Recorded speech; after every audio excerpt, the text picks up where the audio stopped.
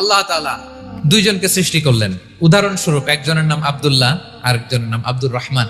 সৃষ্টির পরে আব্দুল্লাহকে বললেন, আব্দুল্লাহ, আমি জানি তুমি পৃথিবীতে 50 বছর হায়াত পাইতা, খুব ভালো কাজ করতে, তুমি দুনিয়াতে অনেক ভালো কাজ করতে, এটা আমি আগেই জানি, আমার অসীম জ্ঞান বলে আমি আগে থেকেই জানি। তো যাও, তোমার এই মাত্র সৃষ্টি করলাম, তুমি জান্নাতে ঢুকে যাও, কারণ আমি জানি তুমি জান্নাতি হবে। আচ্ছা, আর আব্দুর রহমান, তুমি পৃথিবীতে খুব খারাপ কাজ করতে, এটা আমি জানতাম, তোমারে পাঠাইলে খারাপ কাজ করবা, তুমি জাহান্নামী হবা, যাও। সে বলবে, আল্লাহ এই মাত্র আমারে বানাইলেন, এই মাত্র আপনি আমাকে সৃষ্টি করলেন, সৃষ্টি করেই বলতেছেন তুমি জাহান্নামে যাও, আর বলতেছেন আমি জানি দুনিয়াতে পাঠালে তুমি খারাপ কাজ করবা, তুমি জাহান্নামী হবা, পাঠানোর আর কি দরকার, আগে থেকে জাহান্নামে যাও। আল্লাহ আপনি জানলে জানতে পারেন, আমি তো জানি না। সে বলবে, না আল্লাহ, আপনি ভুল বলতেছেন, এই দুনিয়াতে পাঠাইলে জনকল্যাণকর সব ভালো কাজগুলো আল্লাহ আমি করতাম।